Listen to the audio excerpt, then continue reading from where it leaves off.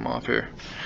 Alright, this is our pre-calculus lesson 1 and leads up to our calculus content. It's really important in calculus to have a good understanding of lines, slope.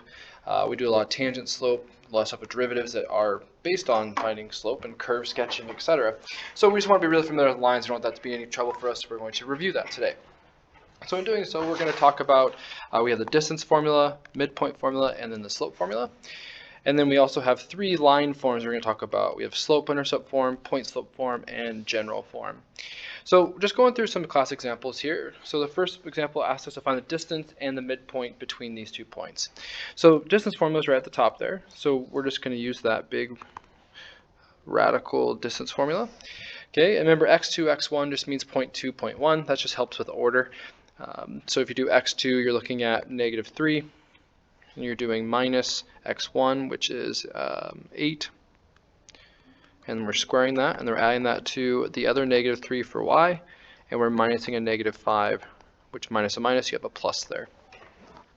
Okay, so we do that there. -3 minus 8, that's -11. So we're looking at -11 squared. -3 plus 5, that's 2 squared. So you're looking at 121 plus 4. So root 125 is what we have simplified.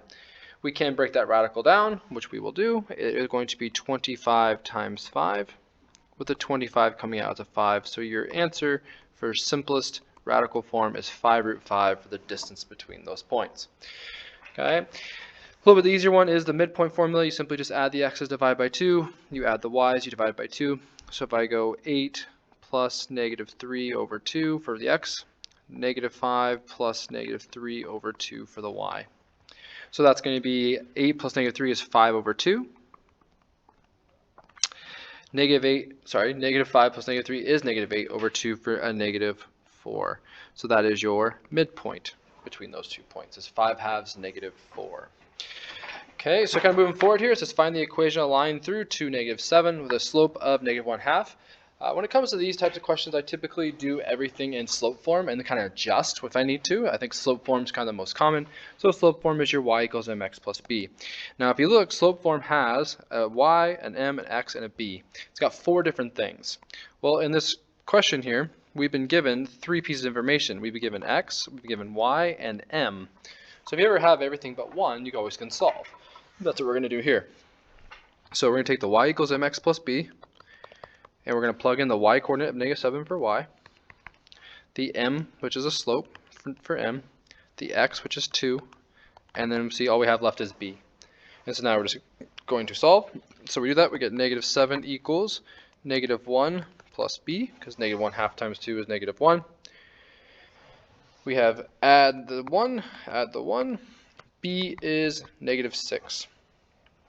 So we have y equals -1/2 x minus 6 is the equation of our line. Okay. All right, look at class example 3 here. So write equation of a line through -1, 2, 3, -4. They want all 3 forms. They want slope, intercept, point slope, and general form. So again, I like to do slope form first, and then just kind of work from there to get the other 2. So in this case, we have 2 points. So we want to use slope formula at the top, which is y minus y over x minus x. So my first job is I'm going to figure out what m is. So we have -4 minus 2 over 3 minus a -1. So -4 minus 2 is a -6. Minus a minus, that's a plus. So it's 4. You're looking at -3 over 2 for the slope of this line. So now what we want to do is I want to go ahead and just figure out what b is. So I'm going to go y equals, okay, and I'm actually going to go ahead and jump a little bit here. I'm going to take this -1, 2 as my x and my y to save myself some space. I'm going to put 2 for y equals -3 halves times -1 plus b. I'm going to solve for b. So do that there. That's 2 equals a positive 3 halves, because the negative times the negative. I'm going to minus 3 halves, minus 3 halves. So 2 minus 3 halves is 2 minus 1.5, which is just a half. So b equals 1/2. So your first form we have done, which is slope form. Okay, that is y equals -3 halves x plus a half. Okay, my second thing is going to be point slope form. All that means is you can just take the slope you have and one of the points, and that's all you need. So it's going to be y minus either y, I'm just going to do the 2, equals the slope times x minus the x, which minus a minus is a plus 1. So this is your point slope setup. Okay, it's just right from the top here, if you're not sure where that's coming from. So you got your y that stays y minus the y, the 0.1, your slope, the x stays the x minus the 0.1, the x. Again, either point can work, and you put it in there. Okay, and then general form is, one thing about general form is you'd like to have it be integers.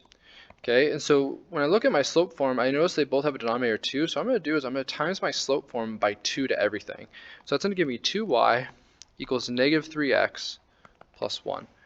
So that's what I get. I'm going to move everything to one side now, and that'll be my general form. So I'm going to add 3x, I'm going to minus 1. So we get 3x plus 2y minus 1 equals 0. And so that would be your general form. Okay, and that's how you're kind of working between the 3 different forms. All right, so parallel and perpendicular. Okay, so parallel and perpendicular, just when it comes to slopes, remember parallel means same slope. It's probably what you remember. Perpendicular, you might have forgot, is the flipped reciprocal. By flipped, I mean negative. So when you have 1/2, it's going to be negative 1/2, but then flipped to 2 over 1. So negative 2 is the reciprocal flipped of 1/2, which is perpendicular. Okay, so for example 4, we're going to find the equation to the line that's parallel to this. So they gave us a point and they want it to be parallel to this line. So first thing I do is take that information and figure out what the slope is. I'm going to solve for y to do that. So I'm going to move the 6x over with subtraction.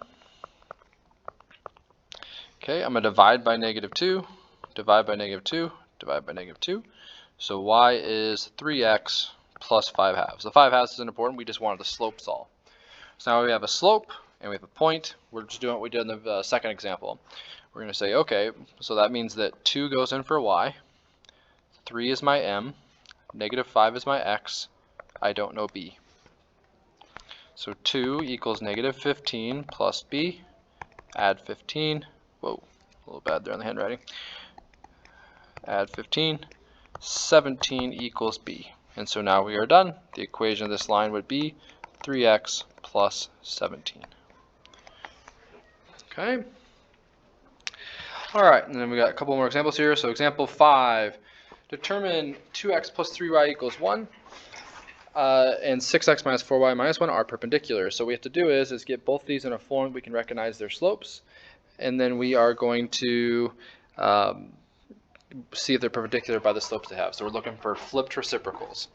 Okay, so let's go ahead and solve for the first one here. So we'll subtract the 2x over. So we're looking at 3y equals minus 2x plus 1.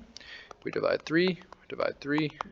So this one has a slope of negative 2/3. So if you see that, you should be okay. So I'm looking for 2/3 flip is 3/2. I'm negative here. I want positive 3/2 to be perpendicular for the second equation. So we're looking for a positive 3/2. So let's see if we get that. So for this one, I'm going to add the 4y over just because it makes it easier with my negative stuff. So 4y just moved over here, but I'm going to write it on this side here. And 6x minus 1 I'm just going to bring down. Okay, and now we're just going to divide by 4. So we're looking at y equals 6 over 4, which is 3/2. There it is. That's what we wanted.